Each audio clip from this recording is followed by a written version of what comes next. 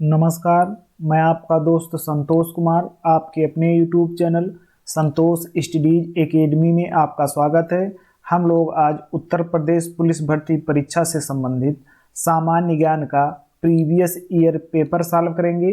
तो चलिए क्लास की शुरुआत करते हैं। आज का पहला प्रश्न है, आंतरिक सुरक्षा विभाग निम्नलिखित में से किस मंत्रालय के अंतर्गत कार्य करता है? गृह मंत्रालय, गृह मंत्रालय के अंतर्गत आंतरिक सुरक्षा विभाग, आंतरिक सुरक्षा विभाग, सीमा प्रबंधन और केंद्र शासित प्रदेश का जो यूटी है, केंद्र शासित प्रदेश का प्रशासन, केंद्र शासित प्रदेश का प्रशासन, केंद्रीय सशस्त्र पुलिस बल और आपदा प्रबंधन, आपदा प्रबंधन। रक्षा मंत्रालय के अंतर्गत तीनों सेना कार्य करती हैं। तीनों सेना आती हैं रक्षा मंत्रालय के अंतर्गत, जैसे थल सेना, थल सेना, वायुसेना, नौसेना, नौसेना। गृह मंत्रालय, विदेश मंत्रालय, विदेश मंत्रालय के मंत्री यानी कि विदेश मंत्री जयशंकर प्रसाद हैं, जयशंकर प्रसाद हैं। गृह मंत्री मोटा भाई अमित शाह हैं, अमित शाह हैं, और अमित शाह सहकारिता मंत्री भी हैं। और रक्षा मंत्री राजनाथ सिंह हैं, राजनाथ सिंह रक्षा मंत्री। पूछ रहा है आंतरिक सुरक्षा विभाग, तो आंतरिक सुरक्षा विभाग गृह मंत्रालय के अंतर्गत आता है। ऑप्शन ये सही है। अब अगले प्रश्न पर चलते हैं। अगला प्रश्न है, निम्नलिखित में से कौन सी पुस्तक अलेक्जेंडर ड्यूमा द्वारा लिखी गई है?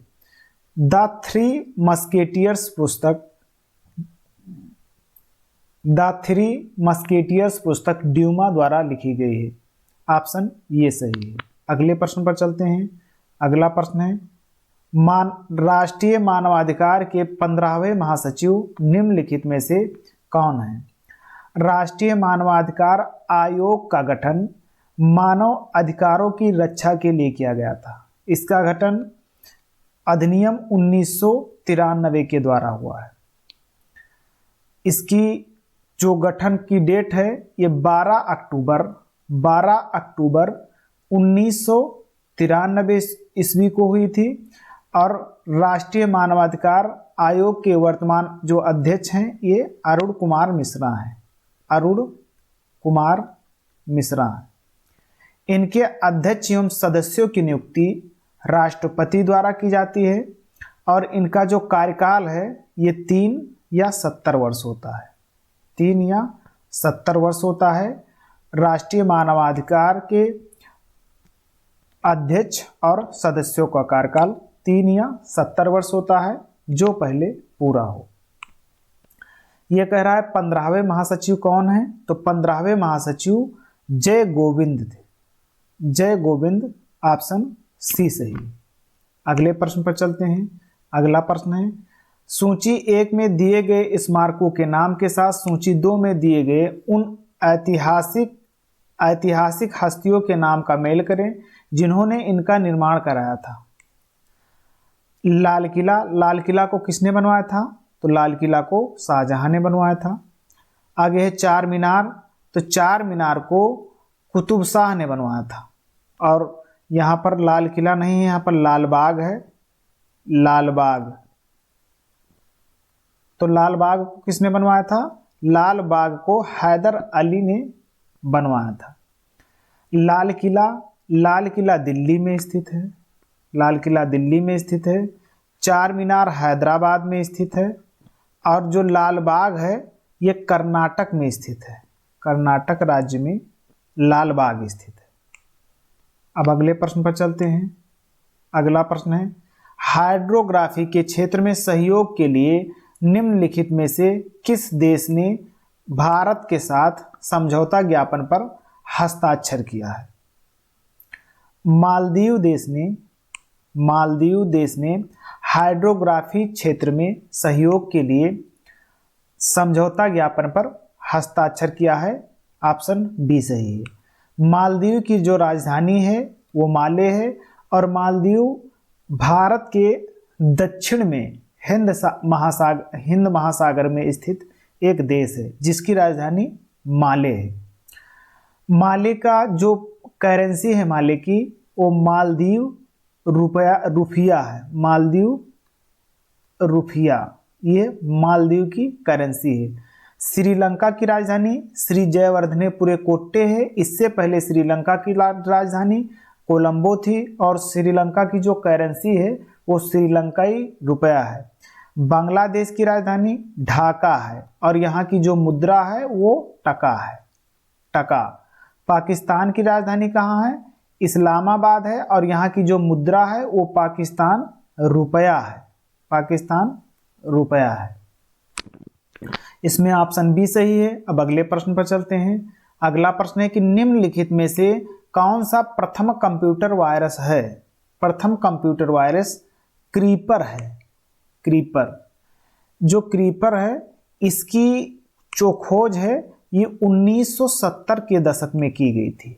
1970 के दशक में की गई थी, तब इंटरनेट नहीं आया था। इंटरनेट विश्व में 1969 ईस्वी में 1969 ईस्वी में आया और भारत में जो इंटरनेट है वो 15 अगस्त 1995 को आया था भारत में। जो कंप्यूटर हैं तो कंप्यूटर के जनक चार्ल्स बैबेज हैं। चार्ल्स बैबेज को कंप्यूटर के जनक कहते हैं। चार्ल्स बैबेज को कंप्यूटर के जनक कहते हैं। और पहला कंप्यूटर एनियाक था। एनियाक पहला कंप्यूटर था। भारत में सुपर कंप्यूटर के जनक विजय भटकर हैं। भारत में सुपर कंप्यूटर के जनक विजय भटकर हैं। इसमें ऑप्शन डी सही है। अब अगले प्रश्न पर चलते हैं। अगला प्रश्न है 82 डिग्री 30 मिनट, यहाँ पर 30 मिनट है। 82 डिग्री 30 मिनट पूर्वी देशांतर, जिसे भारत के मानक मेरिडियन के रूप में जाना जाता है, उत्तर प्रदेश के किस जिले से होकर गुजरती है? ये है 82.5 डिग्री पूर्वी देशांतर रेखा। जो 82.5 डिग्री पूर्वी देशांतर रेखा है इसे भारतीय मानक समय रेखा कहते हैं। भारतीय मानक समय रेखा कहते हैं। ये भारत के 5 राज्यों से होकर गुजरती है। ये भारत के 5 राज्यों से होकर गुजरती है, जिसे हम शॉर्ट में उमछौवा कहते हैं। उमछौवा, ये याद करने की ट्रिक है कि उमछौवा कहते हैं। उत्तर से दक्षिण आएंगे तो सबसे पहले उत्तर प्रदेश, फिर मध्य प्रदेश, फिर मध्य प्रदेश के बाद में छत्तीसगढ़, छत्तीसगढ़ के बाद में उड़ीसा, और उड़ीसा के बाद में आंध्र प्रदेश। ये 5 राज्यों से होकर जो भारतीय मानक समय रेखा है वो गुजरती है। और उत्तर प्रदेश में प्रयागराज जिला में एक नैनी नामक स्थान है। नैनी, इसी नैनी नामक स्थान से भारत का मानक समय लिया गया है। भारत का मानक समय कहाँ से लिया गया है? ये उत्तर प्रदेश के प्रयागराज के नैनी नामक स्थान से भारत का मानक समय लिया गया है।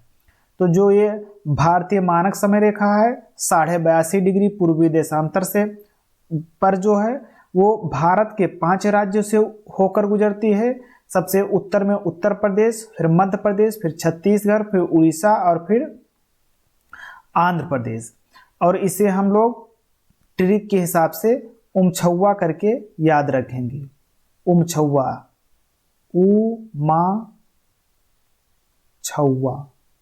उमछौवा करके याद रखेंगे, ठीक। और एक रेखा है कर्क रेखा। जो कर्क रेखा है वो भारत के बीचों बीच से होकर गुजरती है। कर्क रेखा 23.5 डिग्री उत्तरी अक्षांश रेखा है। कर्क रेखा 23.5 डिग्री उत्तरी अक्षांश रेखा है। ये भारत के 8 राज्यों से होकर गुजरती है। 8 राज्यों से होकर गुजरती है। सबसे पहले पश्चिम से पूर्व की ओर चलेंगे तो सबसे पहले क्या है? सबसे पहले गुजरात, फिर गुजरात के बाद में राजस्थान, राजस्थान के बाद में मध्य प्रदेश, फिर छत्तीसगढ़, छत्तीसगढ़ के बाद में झारखंड, झारखंड के बाद में है पश्चिमी बंगाल, पश्चिमी बंगाल के बाद में है त्रिपुरा और त्रिपुरा के बाद में है मिजोरम। सबसे पहले गुजरात, फिर राजस्थान, फिर मध्य प्रदेश, फिर छत्तीसगढ़, छत्तीसगढ़ के बाद में है झारखंड, झारखंड के बाद में है पश्चिमी बंगाल, पश्चिम बंगाल के बाद में है त्रिपुरा और त्रिपुरा के बाद में है मिजोरम, सबसे लास्ट में मिजोरम है। इन 8 राज्यों से होकर कर्क रेखा गुजरती है और जो कर्क रेखा है वो सबसे अधिक मध्य प्रदेश में सबसे अधिक लंबी है।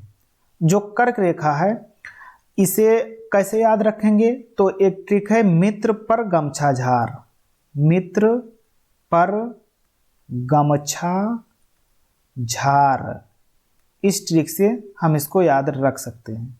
मा से मिजोरम, त्रा से त्रिपुरा, पा से पश्चिमी बंगाल, रा से राजस्थान और गा से गुजरात, मा से मध्य प्रदेश, छा से छत्तीसगढ़ और झार से झारखंड। इसको ट्रिक के रूप में याद रख सकते हैं, मित्र पर गमछा झार को। ये भारत के 8 राज्यों से होकर गुजरती है, सबसे अधिक मध्य प्रदेश से गुजरती है। अब अगले प्रश्न पर चलते हैं। अगला प्रश्न है कि पानी का अधिकतम घनत्व होता है 100 डिग्री सेंटीग्रेड पर। जो पानी होता है वो उबलने लगता है भाई, उबलने लगता है 100 डिग्री सेंटीग्रेड पर। 4 डिग्री सेंटीग्रेड पर, 4 डिग्री सेंटीग्रेड पर जल का सबसे अधिक घनत्व होता है। ऑप्शन बी सही। इसको भी देख लेते हैं। -4 डिग्री, माइनस पर नहीं, ये प्लस वाले पर होता है, मतलब कि सबसे अधिक घनत्व। 0 डिग्री सेंटीग्रेड पर, 0 डिग्री सेंटीग्रेड पर जो जल होता है वो जम जाता है। 0 डिग्री सेंटीग्रेड पर जल जम जाता है, तो इसमें ऑप्शन बी सही है। अब अगले प्रश्न पर चलते हैं। अगला प्रश्न है कि भारत के थार रेगिस्तान में स्थित कच्छ का रण भारत के निम्नलिखित में से किस राज्य में स्थित है। जो कच्छ का रण है वो किस राज्य में स्थित है, तो कच्छ का रण गुजरात राज्य में स्थित है। ऑप्शन ये सही है। जो यहाँ पर राजस्थान है और राजस्थान के बाद में यहाँ गुजरात है। और जो रेगिस्तान है, थार का रेगिस्तान है, थार का रेगिस्तान 2 देशों में है, भारत और पाकिस्तान। भारत और पाकिस्तान ये थार है। जो थार का रेगिस्तान है ये विश्व का सबसे अधिक घनत्व, यानी कि विश्व का सबसे अधिक जनसंख्या घनत्व वाला थार का मरुस्थल है या मरुस्थल है, और ये गुजरात तक फैला हुआ है। और जो कच्छ का रण है, कच्छ का रण के 2 पार्ट, एक जो पार्ट है उसे बड़ा कच्छ का रण कहते हैं, बड़ा या महान। जो बड़ा या महान है इसका जो क्षेत्रफल है ये 18,000 वर्ग किलोमीटर है। और जो छोटा वाला कच्छ का रण है, छोटा कच्छ का रण है, इसका जो क्षेत्रफल है वो 5,000 वर्ग किलोमीटर है। 5,000 वर्ग किलोमीटर है छोटे वाले का। जो कच्छ का रण है ये कछुए के आकार का है, कछुए के आकार का है, इसीलिए इसे कच्छ का रण कहते हैं। तो इसमें ऑप्शन ये सही है। गुजरात की राजधानी गांधीनगर है। जो गुजरात है, गुजरात की राजधानी गांधीनगर है। राजस्थान की राजधानी जयपुर है भाई, जयपुर है। और जो महाराष्ट्र की राजधानी है ये मुंबई है। और पंजाब की राजधानी चंडीगढ़ है। चंडीगढ़ जो है ये पंजाब, हरियाणा और खुद चंडीगढ़, इन तीनों की राजधानी है। और चंडीगढ़ एक यूटी है, यानी कि केंद्र शासित प्रदेश है चंडीगढ़। अब अगले प्रश्न पर चलते हैं। अगला प्रश्न है सिंगापुर की मुद्रा कौन सी है। तो सिंगापुर की मुद्रा सिंगापुर डॉलर है। ऑप्शन बी सही है। जो येन है, केवल येन जापान की मुद्रा है, येन जापान की मुद्रा है। अब यहाँ पर सभी मुद्रा देख लेते हैं। डॉलर, जो डॉलर मुद्रा है ये अमेरिका की है। पाउंड, जो पाउंड मुद्रा है ये ब्रिटेन की है, ब्रिटेन की। एक मुद्रा है वान। वान मुद्रा दक्षिणी अफ्रीका की है। मुद्रा है यूरो। जो यूरो मुद्रा है ये यूरोपियन यूनियन की है, यूरोपियन यूनियन की है। एक मुद्रा है रेमिनबी। रेमिनबी, जो रेमिनबी मुद्रा है ये चीन की मुद्रा है। रेमिनबी मुद्रा चीन की है। और टका मुद्रा बांग्लादेश की है। टका मुद्रा बांग्लादेश की है। अब अगले प्रश्न पर चलते हैं, इसको मिटा देते हैं, थोड़ा और इसके बारे में जानकारी करेंगे।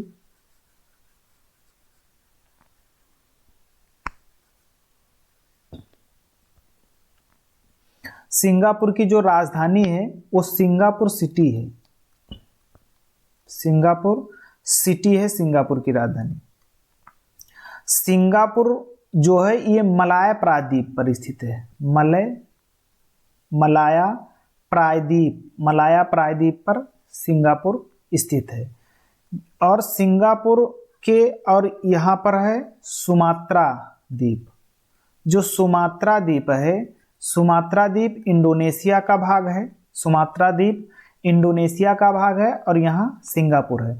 सिंगापुर को इंडोनेशिया यानी कि सिंगापुर को सुमात्रा द्वीप से मलक्का जल संधि अलग करती है। मलक्का जल संधि अलग करती है। अब अगले प्रश्न पर चलते हैं। अगला प्रश्न है, उत्तर प्रदेश में जिला मजिस्ट्रेट नियुक्त करने वाला प्राधिकरण निम्नलिखित में से कौन सा है? तो उत्तर प्रदेश सरकार के द्वारा जिला मजिस्ट्रेट की नियुक्ति की जाती है। ऑप्शन बी सही है। अब अगले प्रश्न पर चलते हैं। अगला प्रश्न है, जीएसटी के लिए संविधान संशोधन के परिणाम स्वरूप संविधान में निम्नलिखित में से कौन सा अनुच्छेद जोड़ा गया, ये डाला गया? तो देखिए, एक आई थी विजय केलकर समिति। विजय केलकर समिति की सिफारिश पर 101वां संविधान संशोधन अधिनियम 2016 लाया गया और इस अधिनियम के अनुसार जीएसटी को संवैधानिक दर्जा प्रदान किया गया और अनुच्छेद 246 ये में जीएसटी को रखा गया। जीएसटी सबसे पहले यानी कि जीएसटी भारत में 1 जुलाई 2017 को लागू हुई। जीएसटी भारत में 1 जुलाई 2017 को लागू हुई और सबसे पहला राज्य जीएसटी लागू करने वाला असम था। असम में सबसे पहले जीएसटी लागू हुई। विश्व में सबसे पहले कहाँ जीएसटी लागू हुई? तो विश्व में सबसे पहले जीएसटी फ्रांस में लागू हुई 1954 ईस्वी में। 1954 ईस्वी में सबसे पहले जीएसटी फ्रांस में लागू हुई। भारत में जो जीएसटी का मॉडल है तो जीएसटी का दोहरा मॉडल है, यानी कि डबल मॉडल है। जीएसटी का डबल मॉडल है और डबल मॉडल का जो तरीका है वो कनाडा से लिया गया है। जीएसटी परिषद है, यानी कि अनुच्छेद 279 ये में जीएसटी परिषद है। जीएसटी परिषद की जो अध्यक्ष होते हैं वो वित्त मंत्री होता है और जीएसटी परिषद की बैठक समय समय पर होती रहती है। जीएसटी का फुल फॉर्म होता है goods and service tax. Goods and service tax किसका मतलब होता है? जीएसटी का मतलब होता है। तो इसमें पूछ रहा है कि जीएसटी किस अनुच्छेद में शामिल है? तो अनुच्छेद 246 ये में जीएसटी शामिल है। अब अगले प्रश्न पर चलते हैं। अगला प्रश्न है, केंद्रीय पुलिस प्रशिक्षण अकादमी कहाँ स्थित है? तो केंद्रीय पुलिस प्रशिक्षण अकादमी भोपाल में स्थित है और भोपाल किसकी राजधानी है? मध्य प्रदेश की राजधानी है। भोपाल को झीलों का नगर कहते हैं।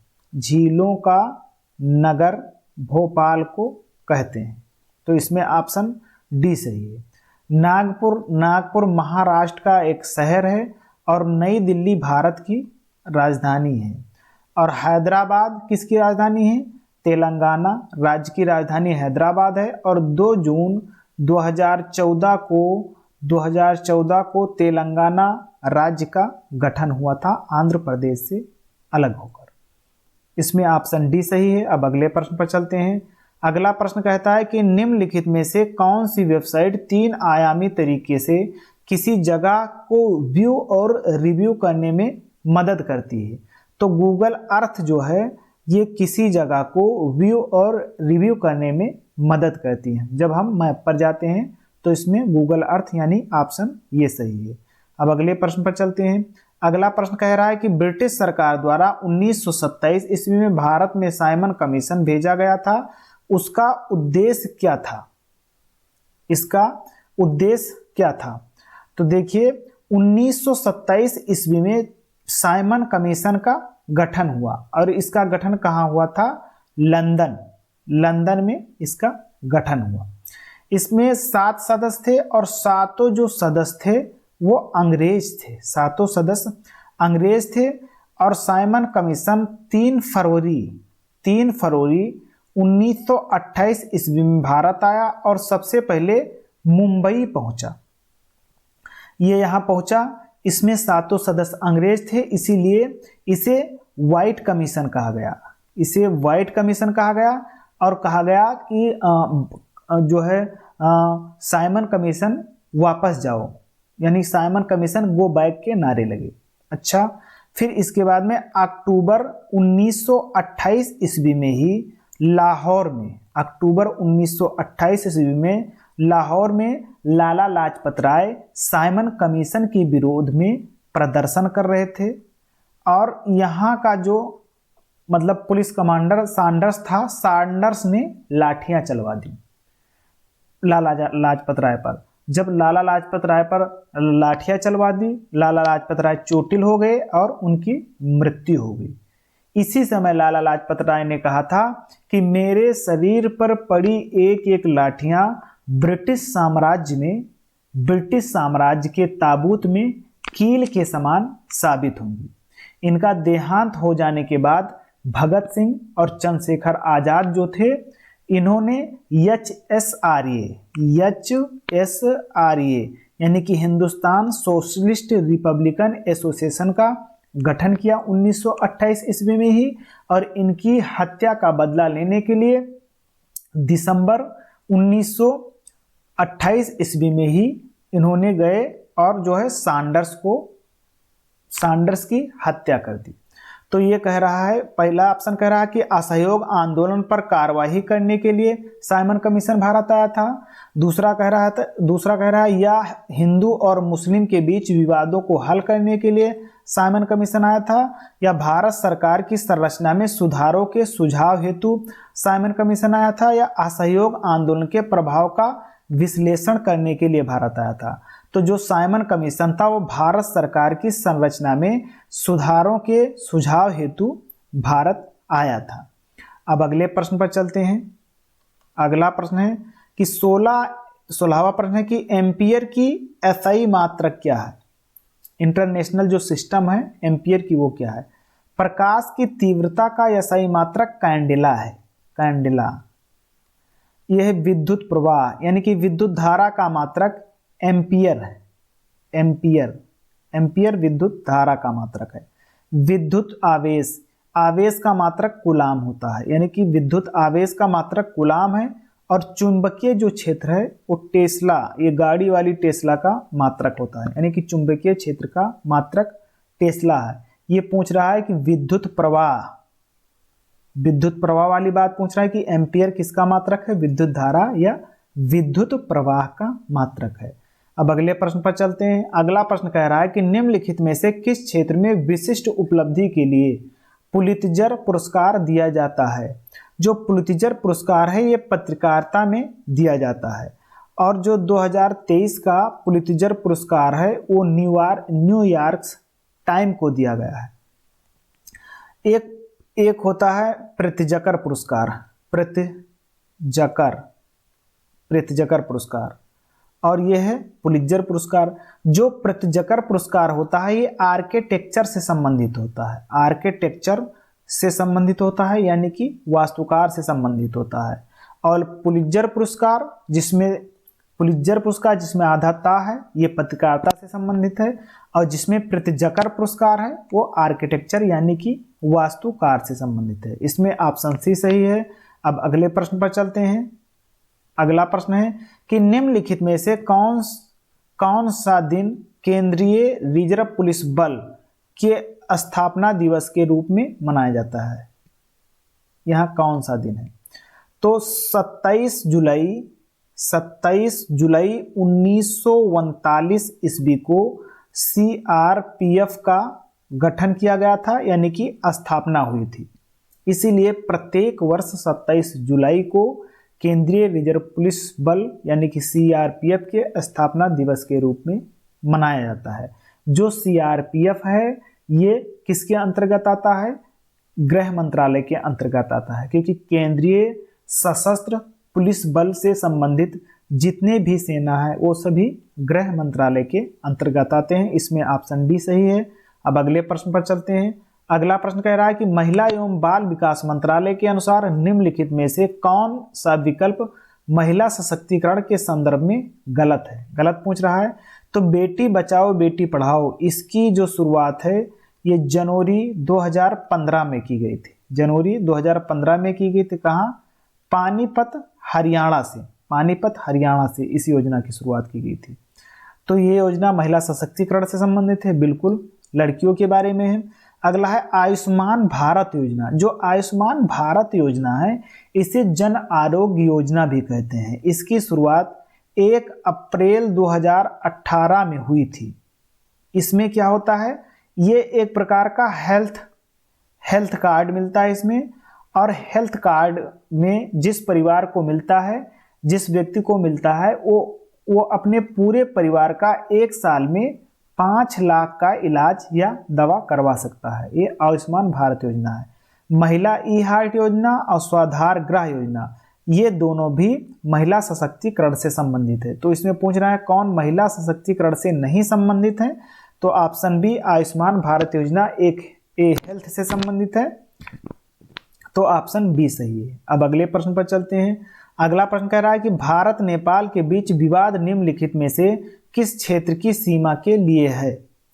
तो एक काला पानी क्षेत्र है, काला पानी क्षेत्र, लिपुलेख, काला पानी, लिपुलेख, ये 2-3 क्षेत्र हैं। यहाँ पर समझ लेते हैं। यहाँ नेपाल है और यहाँ अपना देश प्यारा भारत है। नेपाल और भारत, ये काली नदी है, ये काली नदी है। अब काली नदी है तो काली नदी के पूर्व में यहाँ पर है पिथौरागढ़ जिला। पिथौरागढ़ जिला उत्तर प्रदेश का एक जिला है जिसके अंतर्गत लिपुलेख और काला पानी आते हैं। तो एक भारत और नेपाल के बीच एक संधि हुई थी 1816 ईस्वी में। उस संधि के द्वारा नेपाल कहता है कि जो लिपुलेख और काला पानी है ये नेपाल के अंतर्गत आता है या नेपाल का भाग है, लेकिन ये भारत के उत्तराखंड राज्य के पिथौरागढ़ जिले के ये काला पानी और लिपुलेख आते हैं। तो यही विवाद है। तो ये विवाद भारत और नेपाल के बीच है, काला पानी, लिपुलेख, इन 2 स्थानों को लेकर। तो इसमें ऑप्शन बी सही है। अब अगले प्रश्न पर चलते हैं। अगला प्रश्न कह रहा है कि निम्नलिखित वाक्यों में से वह एकमात्र देश कौन सा है जिसके साथ भारत का एक प्रचलित प्रीफरेंशियल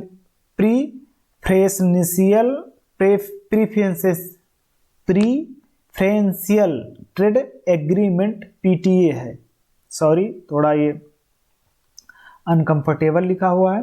तो इसमें है कि अफगानिस्तान से संबंधित है या पाकिस्तान से संबंधित है या तुर्की से संबंधित है या क्रोएशिया से संबंधित है। तो जो पीटीए है, पीटीए अफगानिस्तान से संबंधित है। यह एक एग्रीमेंट है, ये अफगानिस्तान से संबंधित है। अब अगले प्रश्न पर चलते हैं। इसमें ऑप्शन ये सही है। योग का वर्णन निम्नलिखित में से किस वेद में किया गया है? जो योग है, अब देखिए सामवेद, जो सामवेद है, सामवेद में स्तुति की गई है देवताओं की स्तुति की गई है सामवेद में। अथर्ववेद में, जो अथर्ववेद है ये चिकित्सा से संबंधित है। इसमें चिकित्सा का वर्णन किया गया है। अथर्ववेद में। ऋग्वेद में योग का वर्णन किया गया है और जो यजुर्वेद है, यजुर्वेद में कर्मकांड का वर्णन किया गया है, इसीलिए यजुर्वेद को कर्मकांड वेद भी कहते हैं। यजुर्वेद के दो पार्ट हैं, एक शुक्ल यजुर्वेद और दूसरा है कृष्ण यजुर्वेद। कृष्ण यजुर्वेद जो सामवेद, ऋग्वेद और यजुर्वेद, ये तीनों जो वेद हैं, इन वेदों को वेदत्रयी कहते हैं। और सबसे पुराना वेद ऋग्वेद है और सबसे नवीनतम वेद अथर्ववेद है। वेदों की जो रचना है, वेदों की जो संकलन करता है वो वेदव्यास जी हैं, वेदव्यास जी हैं। और जो अथर्ववेद है, अथर्ववेद के संकलन करता अथर्वा ऋषि हैं। इसमें पूछ रहा है कौन योग का वर्णन करता है, तो ऋग्वेद योग का वर्णन करता है, ऑप्शन सी सही है। जो ऋग्वेद है, ऋग्वेद में 1028 सूक्ति हैं। ऋग्वेद में 1028 सूक्ति हैं और 10 मंडल हैं। ऋग्वेद के तीसरे मंडल में, ऋग्वेद के तीसरे मंडल में गायत्री मंत्र का उल्लेख है, यानी कि इसमें सूर्य की गायत्री मंत्र का उल्लेख है जो सूर्य को समर्पित है। और इसका जो नवा मंडल है, नवे मंडल में पुरुष सूक्त है। नवे मंडल में पुरुष सूक्त है और पुरुष सूक्त में चारों वर्णों का उल्लेख है। चारों वर्णों का उल्लेख है। ये चारों वर्ण मतलब क्या, जैसे ब्राह्मण, क्षत्रिय, ये वाला, ये चारों वर्ण जो है नवे मंडल में है ऋग्वेद के। जो सामवेद है, सामवेद को भारतीय संगीत का जनक माना जाता है। अब अगले प्रश्न पर चलते हैं। अगला प्रश्न है कि उस देश का नाम बताइए, यहाँ था है उस देश का नाम बताइए जिसके साथ भारत 2019 में न्यायिक और न्याय कानूनी क्षेत्रों में सहयोग करने के लिए समझौता किया है। तो भारत ने श्रीलंका के साथ न्याय कानूनी क्षेत्रों में सहयोग के लिए समझौता किया है।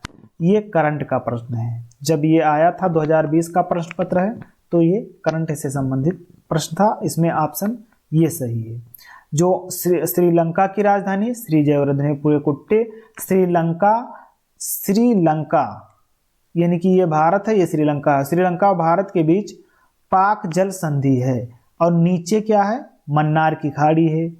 तो मन्नार की खाड़ी और पाक जो जल संधि है भारत को श्रीलंका से अलग करती है। श्रीलंका की जो रुपया है वो श्रीलंकाई रुपया है, बांग्लादेश की रुपया टका है, नेपाल की रुपया नेपाली रुपया है और मालदीव की रुपया जो है यानी कि करेंसी वो मालदीवियन रुपया है।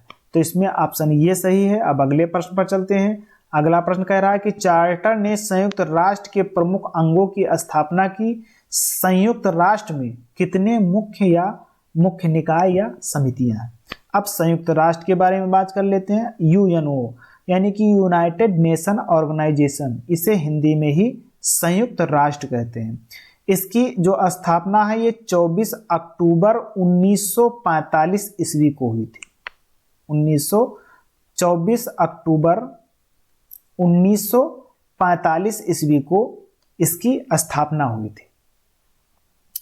इसके 6 अंग हैं। कितने अंग हैं? 6 अंग हैं।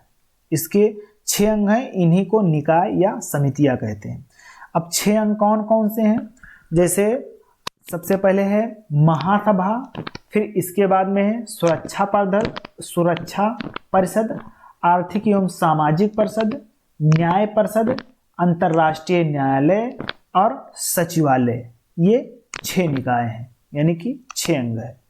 जो ये 6 अंग है, इस टाइम जो महासभा है, महासभा के 78वें जो अध्यक्ष हैं वो डेनिस फ्रांसिस हैं। और डेनिस जो फ्रांसिस हैं ये जो है टोबैको, त्रिनिदाद एवं टोबैको देश के हैं। और यूएनओ के जो महासचिव हैं एंटोनियो गुटेरस हैं, और एंटोनियो गुटेरस पुर्तगाल देश के निवासी हैं। इसका एक जो अंग है अंतर्राष्ट्रीय न्यायालय। अंतर्राष्ट्रीय न्यायालय का मुख्यालय द हेग नीदरलैंड में है। और संयुक्त राष्ट्र संघ में भारत की जो अस्थायी प्रतिनिधि है वो रुचिरा कंबोज है।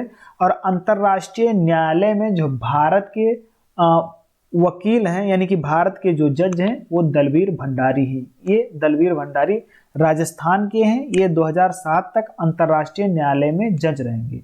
और अंतर्राष्ट्रीय न्यायालय में 15 जज होते हैं और प्रत्येक जज का कार्यकाल 9 वर्ष होता है। एक सुरक्षा परिषद यानी कि संयुक्त राष्ट्र सुरक्षा परिषद भी अंग है इसका, यूएनओ का। सुरक्षा परिषद में कुल 15 सदस्य होते हैं, 5 अस्थायी 10 अस्थायी। 5 अस्थायी वीटो पावर वाले होते हैं और 10 अस्थायी होते हैं। जो वीटो पावर हैं ये अस्थायी सदस्य हैं। सुरक्षा परिषद के जो अस्थायी सदस्य हैं इनके प्रत्येक देश का कार्यकाल 2 वर्ष होता है। तो इसमें पूछ रहा है कि संयुक्त राष्ट्र के प्रमुख कितने अंग हैं, तो इसमें 6 अंग हैं, यानी कि 6 निकाय या समितियां हैं। ऑप्शन सी सही है। अब अगले प्रश्न पर चलते हैं। अगला प्रश्न कह रहा है कि भारत के संविधान की अनुसूचियों की कुल संख्या कितनी है। तो भारत के जो मूल संविधान था, मूल संविधान में 395 अनुच्छेद, 22 भाग, ये अनुच्छेद है। 395 अनुच्छेद, 22 भाग और 8 अनुसूचियां थी। फिर इसके बाद में अब 4 अनुसूची बढ़ गई। तो 4 अनुसूची कहाँ से बढ़ी? संविधान संशोधन के द्वारा, यानी कि 9वीं अनुसूची, 10वीं अनुसूची, 11वीं अनुसूची, ये 12वीं अनुसूची, ये 4 अनुसूचियां बढ़ी। जो 9वीं अनुसूची है ये प्रथम संविधान संशोधन अधिनियम 1951 के द्वारा 9वीं अनुसूची संविधान में जोड़ी गई, जो भूमि सुधार से संबंधित है। 10वीं अनुसूची ये 52वां संविधान संशोधन अधिनियम 1985 के द्वारा संविधान में जोड़ी गई, जो दल बदल कानून से संबंधित है।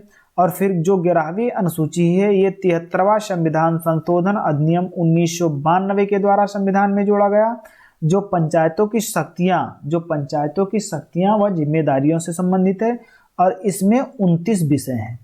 फिर अगला है जो 12वीं अनुसूची है, ये 74वां संविधान संशोधन अधिनियम 1992 के द्वारा संविधान में 12वीं अनुसूची जोड़ी गई, और इसमें नगर पालिकाओं की शक्तियां व जिम्मेदारियां हैं। और इसमें कितने विषय हैं? 18 विषय हैं। तो इसमें ऑप्शन बी सही है। 12 अनुसूची है वर्तमान में, ऑप्शन बी सही है। अब आगे चलते हैं। आज की क्लास पूरी हुई। क्लास देखने के लिए धन्यवाद। क्लास पसंद आई हो तो चैनल को सब्सक्राइब कीजिए, बेल आइकन को दबाइए ताकि समय से क्लासें मिलती रहें। और आज के लिए इतना ही। अब हम मिलते हैं अगली क्लास में, तब तक के लिए जय हिंद, नमस्कार।